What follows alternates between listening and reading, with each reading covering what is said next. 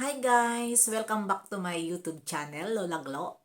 Sana ay nasa mabuti tayong kalagayan at ligtas sa anuman masamang kapahamakan. At bago ang lahat, shoutout muna tayo sa lahat ng mga nag-support ng aking channel na ito. At ako po ay magpapasalamat sa inyong lahat. At ayan na ngayon, ano ang ating reaction upload? Nandyan ang ating sakalam na dalawa.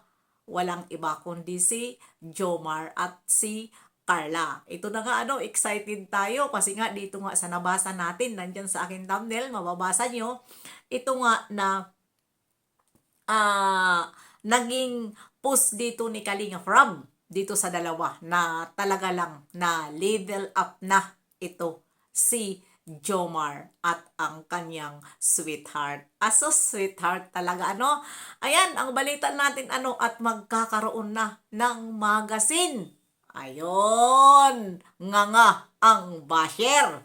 Ayan na, ito nga Kalinga Prab, special announcement. Jomcar, kauna-unahang love team na imagasin. Ayan, Kalingap Rab. Ayun, grabe hindi ko talaga matiis at ito nakapag-reaction ako dahil ilang araw na din wala akong reaction at nakita ko itong post ni Kalinga Prab doon sa Facebook page at ito nga nakita natin na magkakaroon ng magazine ay kay talaga naman bagay na bagay talaga dito sa dalawa. Dahil tingnan mo naman yung nakita natin. Na grabe na talaga ang pagkuha ni Kalinga Prab dyan sa kanilang sa photoshoot na ito talaga si Kalinga Prab ay napakagaling na talaga at ang mga attire, lahat ng mga kilos, kuhang-kuha na at artistang-artista na itong dalawa talaga tingnan. At ito rin si Bibi Carla, nasanay na po. Magaling na rin po siya humarap sa kamera na nakaka-attack sa atin. Oy, nakaka-attack. Aba. Sabihin nyo nga sa akin kung kinilig kayo dahil ako po ay hindi lang 2 times ko pinapanood at binabalik-balikan ko po ang kanilang mga reaksyon ng dalawa at ang kanilang yung lalo na yung nakabanga ng flower si Kalingap Jomar. Grabe na talaga ang pinapakita nitong dalawa sa atin at pinapasaya talaga tayo ng mga viewer dito sa dalawa na ito. Grabe ang pagpasaya at nakakakuha talaga ng stress at homesick dito sa amin, tulad sa amin na mga reaktor na nandito sa ibang bansa. Ang sarap panoorin sa mga ganyang ba na isa natin hinahangaan dito sa Kalingap na Angels. At lalo na pag itong dalawa, Bibi Biancy at Bibi Carla. At ayan, si Bibi Carla ngayon ay pansin na natin.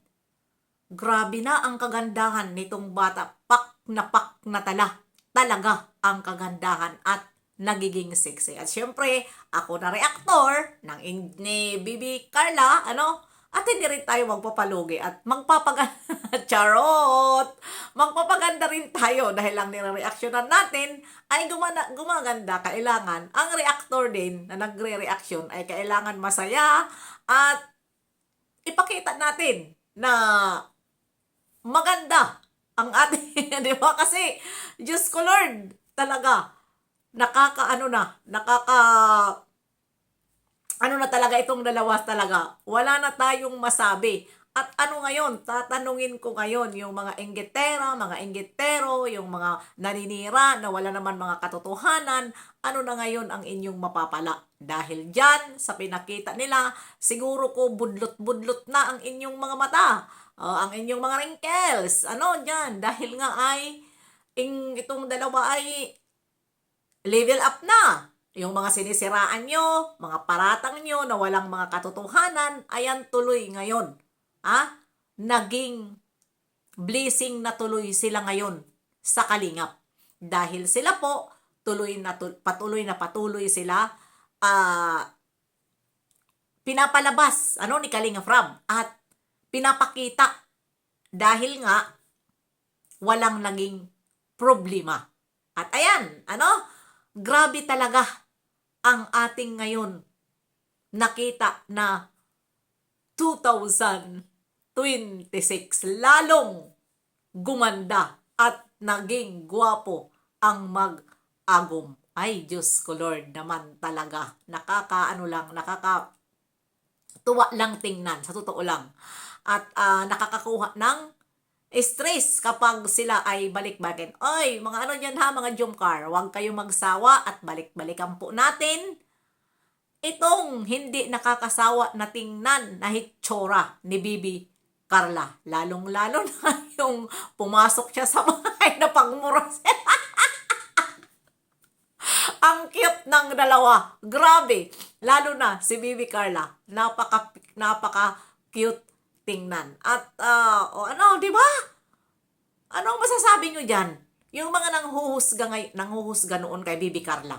Ngayon, na pinakita na at naging ang hugis ng kanyang katawan at ang kanyang hitsura ay lalong gumanda. Ito ay maganda na talaga, na talagang nung na-scout pa lang ito ni Kalingap Rab na si Bibi Carla ay nakita naman natin na maganda na ito siya talaga.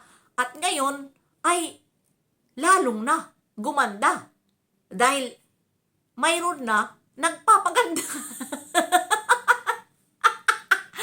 Siyempre, sino bang nagpapaganda? Alam na this. Kasi alam mo ang tao kapag gumaganda, may nagpapaganda. At walang problema. Lagi siya pinapaligaya at iniingatan na hindi siya masaktan. 'Di ba? Kaya kawawa naman yung mga basher na nagsasabi diyan na hindi nila pabalik-balik na lang na istorya dito sa paninira kay Jomar na para lang sila ay siraan at hindi na sila sumikat. Nagkabaliktad yung paninira nila, lalo tuloy ngayon nagkaroon ng magandang kinabukasan itong dalawa dahil hindi iniwan ng sponsor. At ang taong walang kasalanan na ginagawaan ng istorya ay ipinagpapalayan. Yung mga gumagawa ng istorya, yun po ay lumulubog. Dahil nga, nang gagawa kayo ng istorya na wala naman mga katotohanan. 'Di ba?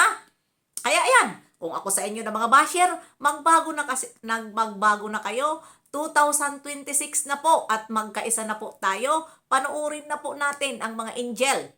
Lahat tayo panuorin na, lalong-lalo na ito ngayon, nakaganapan ni Bibi Carla. Huwag na kayo magsawa, balik-balikan na dahil ako po na host, hindi po ako nagsasawa. Binabalik-balikan ko po para talaga, kasi alam niyo kung bakit binabalikan ko mga ka-nanay dyan? Hindi ako nagsasawa sa hitsura at doon sa mga doon sa mga kilos nila. Kayo ha? Doon sa mga kilos nila, doon na tayo makakakuha ng kumbaga natutuwa tayo. Natutuwa tayo. Yun. Kayo ha, wag na kayo dyan magpakipot. At totoo yun, may kinilig. Oo, may kinilig. Hulaan nyo kung sino ang kinilig. Tayong lahat na nanonood. Kinilig po tayo dito sa dalawa. Ay, nakakatuwa talaga. Lalong-lalo na. Ayan may magasin na. Aba, Diyos ko Lord. Ano na ang mangyayari sa earth ng mga basher? Pikit matang na lang kayo. Kasi sa sobrang inggit nyo, ayan na ngayon. Nakita ko na ang sitwasyon ninyo. Parang nasaan na ang inyong pinagyayabang, yung mga basher dyan. Yung mga basher, nasaan na yung mga pinagyayabang nyo? Parang tahimik yata kayo ngayon sa nakikita nyo dito sa dalawa. Na lalong umaangat Di ba kayo naman nagkaroon na ng mga wrinkles at ayan na, nakikita na ang inyong mga itsura na na-stress na. Dahil bakit hindi kayo ma-stress? Dahil dito sa dalawa. Di ba na-stress kayo dahil sa sobra yung paninira, sila naman naging maayos. Ayan ang sinasabi ko eh. Na huwag kasi tayo lagi tayo ang tama at tayo ang akala kung sino. Ano? Dahil kung saan tayo sumikat, doon po tayo umistede. Hindi yung sisikat ka na, alis ka. O, ngayon, hiya na, bumalik. Di ba? Nahiya na dahil ang akala siguro nila, inalisan nila na ito ay malalaos. Lalong sumikat dahil hindi pinabayaan. Di ba? Lalong sumikat dahil hindi pinabayaan bawat isa ng mga sponsor. Patuloy sila sinuportahan. Kaya, ayan lang, hanggang dito na lang, magbasa na lang kayo ng magazine pag nandyan na. Ano? Yung mga basher dyan, magbasa na lang kayo ng magazine dahil po may magazine na. Magkakaroon na ng magazine. Ang Kalingap Angels. Walang iba kundi si Bibi Carla at Jomar. Ha? Bili na po kayo ng magazine. Ha? Huwag na kayo magkuripot dyan. Buibilhin natin para talagang tuloy-tuloy ang blessing. Charot. Bye-bye. See you.